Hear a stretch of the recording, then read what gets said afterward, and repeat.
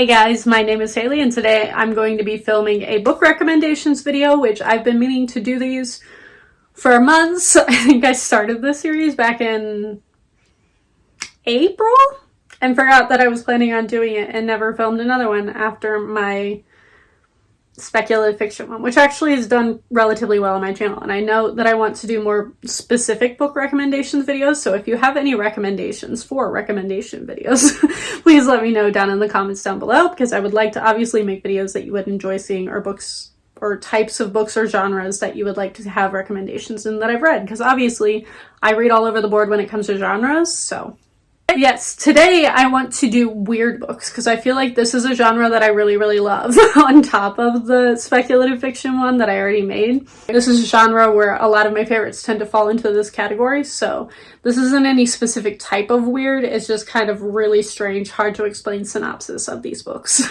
So let's get right on into it. I have, I think, 7 to talk about today. The first one I have is the most recent one I've added to this list because there is no other way to describe this book but weird or strange. And that is You Must Not Miss by Katrina Leno. I went into this book because Kate recommended it to me and she's like, you have to read this, it's so bizarre. And I was like, sold, give it to me. So I got it out from my library, and this is about a girl who had something happen to her in the last couple of months at school to the point where nobody wants to talk to her anymore. She used to be a popular girl. She suddenly isn't anymore, and we don't know why. So we're uncovering that mystery.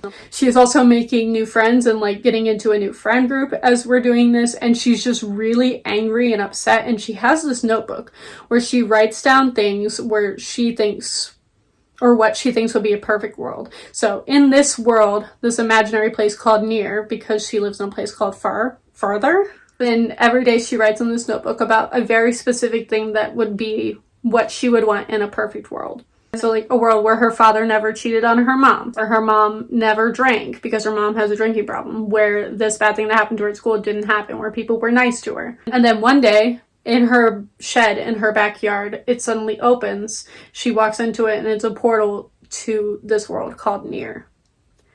And she realizes what it is, but nobody else does. And she starts trying to show other people that it exists. And then the story just derails like halfway through it into this really dark path down that. So, because that sounds almost like it would be a cute little fantasy story of, oh, portal fantasy, cool. But no, this is the darkest possible way you could take a portal fantasy, in my opinion, that I've ever seen. I think if you're a fan of the Wayward Children series, which I'm not a huge fan of, but I do like the portal fantasy aspect of it, I think you would love this. It's one of those books where it's definitely just bizarre. If you like happy endings, don't read this. If you don't like dark subject matters or just like really angry characters, don't read this. It is one of the darkest portal fantasies I have ever read. And then next up, we have the king of bizarre sci-fi that I know of, and that is Born. This is a post-apocalyptic world in which a scavenger finds this tiny little thing that she thinks is a plant and takes it home. And in this world, there's this bear called Mord that flies and like rules this area of the planet.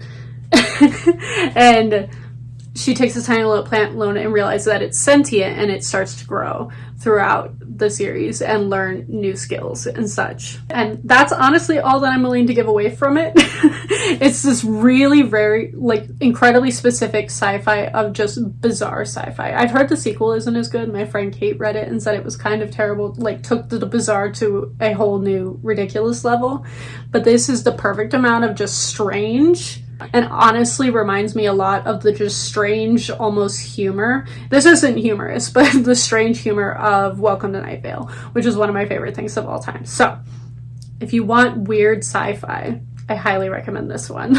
Next up, we have one of the strangest thrillers I've ever read in my entire life, and that is I'm Thinking of Ending Things. I believe they just made a movie of this on Netflix, which I have yet to watch. But I'm very fascinated to see how they're going to turn this into a movie, because the whole point of this book is that you're in the car. This girl is in the car with her boyfriend. She's going to meet her boyfriend's parents.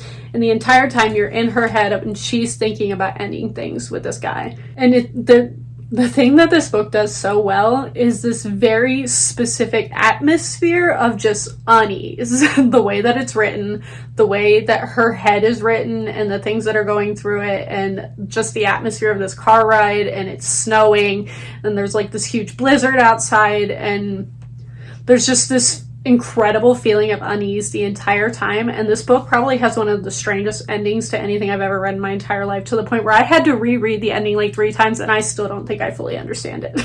So I'm very excited to watch the TV show, because I read this years ago, or watch the movie that they made of it to see if they can like make it make more sense. But it's the best written like terror aspect to it, of just complete feeling of unease in a book I've ever read.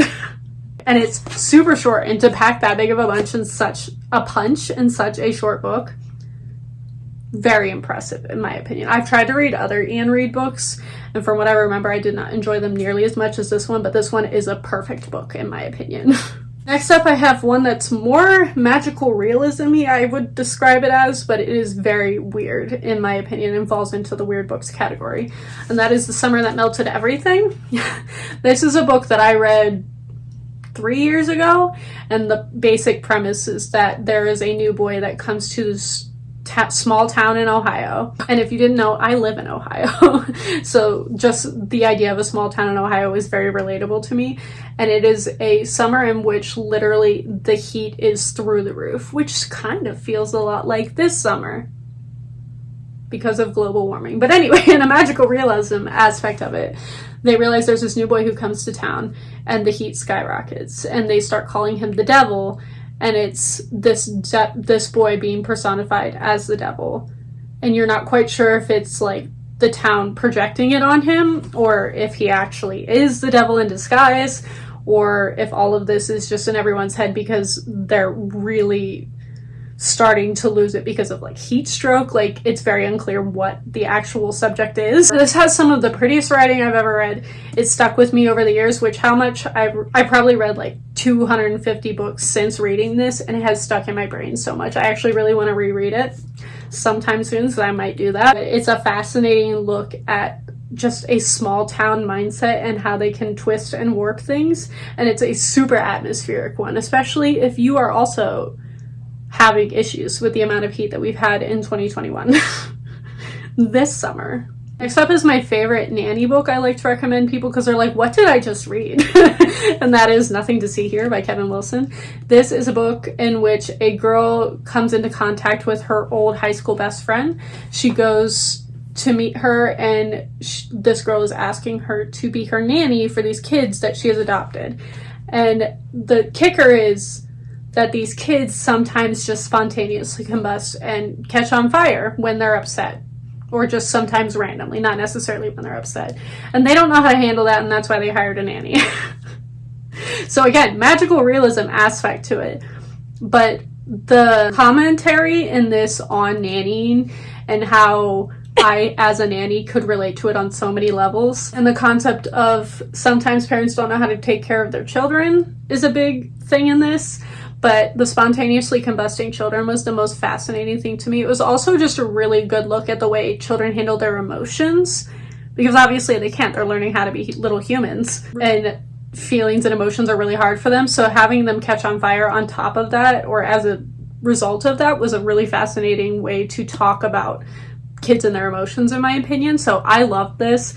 5 out of 5 stars, one of my favorite books of all time. To this day, probably still my favorite nanny book. And I've been on a search for all of the nanny books to be able to review them because I am obviously a nanny and I find it fascinating. And then next up, we have one of the most bizarre books I've ever read, and that is Burn Our Bodies Down. And that is mainly because this book reminds me, not at all in the subject matter, but in the way that people talk about it on BookTube, is back when Daughter of Smoke and Bone came out on BookTube and everybody was talking about that, and they literally were like, I cannot give you a synopsis of this because I don't know what to tell you without it being a huge spoiler because it's so weird. That's how I feel trying to explain this book. I'm like, I don't know how to give you a synopsis of this besides this girl and her mom have been on the run for her entire life. She's never been told why. And she finally has enough of it and is like, I'm gonna find one of my mom's relatives. I'm gonna go to them and figure out if they will tell me the true story of what happened. And then it takes a very bizarre turn from that point where she finds, I believe it's an aunt, and she gets to a cornfield. And this is the only plot device I will give you. She gets to a cornfield, sees a girl that looks exactly like her, could be her twin, and then her twin dies in a cornfield fire. And it goes from there, of her trying to figure out what in the world just happened. And I honestly want to reread this because there was a whole video I meant to make of it when I read it last summer, but I read it while I was on vacation with Kate, and so that video never happened. So I want to reread it and make a lot of commentary on it, because I went on a whole spiel after reading this on Rory Power's Instagram and social medias, trying to figure out if she was religious, because there were so many religious undertones, especially to the ending of this, that nobody else saw. Nobody else that read this mentioned anything about it, and I was like, why am I the only one that sees this? So I really want to go back and read this, but this is a very bizarre book. If you like just weird horror or weird thrillers, this is a great one. And then last, this is a book that has my specific favorite trope.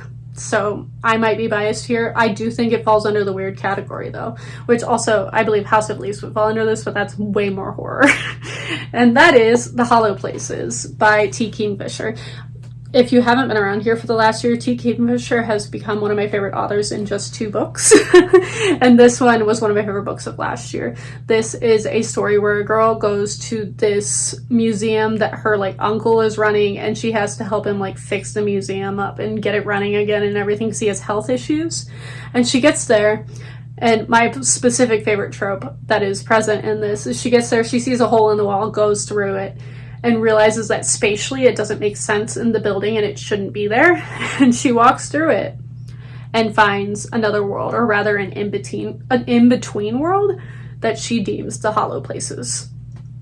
And it turns into a very big horror arc from there, along with this new friend that she meets, this quirky man. The humor in this is the funniest thing I've ever seen. I almost feel like it's weird in the sense of that it is the most humorous horror book I have ever read. I was laughing out loud hysterically while listening to this audiobook the first time I listened to it, because the narrator is so funny. Our main character is so funny. Her internal monologue is the funniest thing I've ever read. But it's a very, very dark book. Like, it's a very dark atmosphere. It's a very creepy atmosphere. And this whole hole in the wall weird trope of hole in the wall hallway that shouldn't be there thing, I think classifies it as weird, although this falls more weird and House of Leaves falls more horror in my opinion. I also keep mentioning the House of Leaves because that's a trope that I learned that I love through House of Leaves. It's a very specific one of hole in the wall hallway that shouldn't be there. But yes, if you want a weird look at a almost Portal fantasy but much more horror than any other Portal fantasy you've ever read, this is your book. And yeah, those are my recommendations for weird books. Let me know if you've read any of these down in the comments below. Thank you all for watching, and I will see all of you guys next time.